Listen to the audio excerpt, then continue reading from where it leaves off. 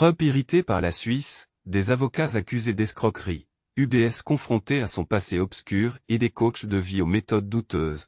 Découvrez ces sujets brûlants qui animent les débats ce dimanche 3 août 2025. Retrouvez-nous sur ledimanche.ch. Trump vexé par le ton de Keller Sutter. Le 31 juillet dernier, une conversation téléphonique animée a eu lieu entre la présidente de la Confédération suisse, Karin Keller-Sutter, et le président américain, Donald Trump. Selon la Sonntagszeitung, Trump aurait perçu le ton de la Suissesse comme particulièrement moralisateur, ce qui aurait fortement irrité le dirigeant américain. D'après Bloomberg, relayé par le Sonntagsblick, Trump aurait été vexé par l'absence de propositions concrètes de Keller-Sutter pour réduire le déficit commercial avec les États-Unis. Dans un accès de colère, il aurait décidé d'appliquer un taux douanier élevé de 39%, jugé arbitraire par certains observateurs proches du dossier. Point marquant de la conversation.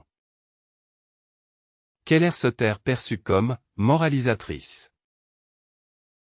Trump irrité par l'absence de solutions concrètes. Taux douanier imposé arbitrairement. La conversation aurait même été interrompue prématurément pour éviter une escalade, illustrant la tension palpable entre les deux dirigeants. Retrouvez-nous sur ledimanche.ch. L'or, un levier de négociation stratégique. Le commerce de l'or pourrait devenir un élément crucial dans les négociations avec les États-Unis.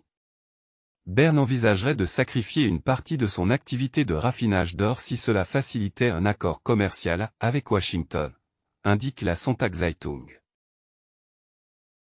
En réalité, l'or, bien qu'il contribue au déficit commercial avec les États-Unis, ne représenterait qu'un bénéfice marginal pour la Suisse.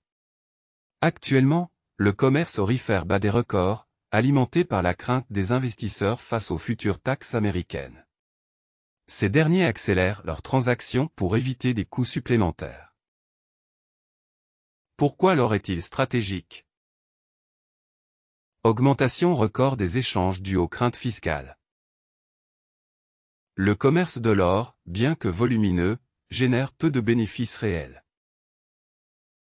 Potentiel sacrifice de cette activité pour obtenir un accord avantageux avec Washington. Retrouvez-nous sur ledimanche.ch. Un avocat accusé d'escroquerie à grande échelle. Un scandale judiciaire secoue la Suisse orientale. Un avocat est accusé d'avoir détourné environ 580 000 francs destinés à des héritiers.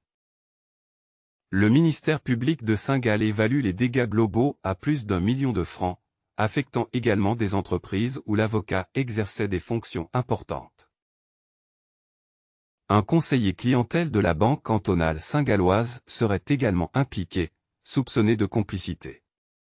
La banque, interrogée, préfère rester silencieuse sur cette affaire délicate. L'avocat mis en cause refuse également tout commentaire. Les faits essentiels. Détournement de 580 000 francs des héritiers. Plus d'1 million de francs détournés au total. Soupçon de complicité impliquant une banque cantonale. Retrouvez-nous sur ledimanche.ch. Fausses promesses, attention aux coachs de vie. Les signalements relatifs aux fausses promesses des coachs de vie explosent. La Stiftung für Konsumentenschutz, Fondation pour la protection des consommateurs, a vu ses plaintes presque tripler depuis janvier. Face à cette hausse alarmante, une action légale pourrait être envisagée pour protéger les consommateurs. Ce que révèlent ces plaintes. Manque de régulation claire du secteur. Absence de formation ou de titres reconnus. Marché opaque et dangereux pour les consommateurs vulnérables. Retrouvez-nous sur ledimanche.ch. L'aide suisse à l'Ukraine critiquée. Le rôle des associations professionnelles suisses dans l'aide à l'Ukraine est devenu très controversé. Selon un document confidentiel du secrétariat d'État à l'économie, SECO, la Suisse accorde à Kiev des fonds pour l'achat de biens et services suisses destinés à la reconstruction. Ces associations, censées identifier précisément les besoins de l'Ukraine, suscitent toutefois de vives critiques venant de divers horizons politiques, notamment à gauche, qui dénoncent une gestion opaque et intéressée. Les points de friction. Association économique en charge de l'identification des besoins. Manque de transparence critiqué par la classe politique.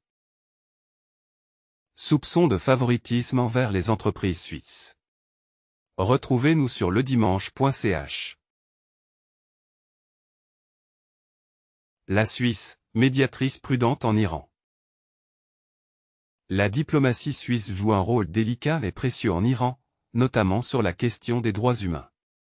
Selon Nadine Oliveri-Lozano, ancienne ambassadrice suisse à Téhéran, la Suisse est l'un des rares pays occidentaux à maintenir ce dialogue sensible. Malgré peu d'avancées spectaculaires, la Suisse aurait obtenu des résultats modestes mais significatifs, notamment en faveur des jeunes Iraniens condamnés pour des infractions commises lorsqu'ils étaient mineurs.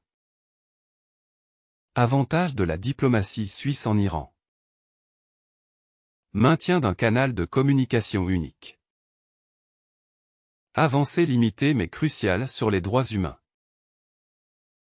Médiation discrète mais continue. Retrouvez-nous sur ledimanche.ch. UBS face à son passé nazi. UBS est à nouveau sous les projecteurs pour des comptes supposément liés au régime nazi. Contrairement à Crédit Suisse, UBS refuse l'accès à ses archives, invoquant le secret bancaire et la confidentialité.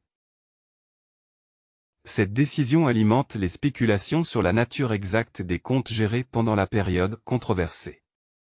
La banque refuse de commenter publiquement ces informations sensibles. L'essentiel à retenir. Refus d'UBS d'ouvrir ses archives. Maintien du secret bancaire. Suspicion persistante sur les comptes historiques liés aux nazis. Retrouvez-nous sur ledimanche.ch. Scandale de corruption chez SICPA, minimisation des faits. Le ministère public de la Confédération, MPCA, est accusé d'avoir atténué la gravité d'une condamnation pour corruption contre SICPA. Cette entreprise suisse, spécialisée en technologie de sécurité, avait été condamnée suite à des actes de corruption commis par un de ses cadres. Selon la NZZ Sonntag, le MPC aurait produit un document complémentaire atténuant la gravité des accusations.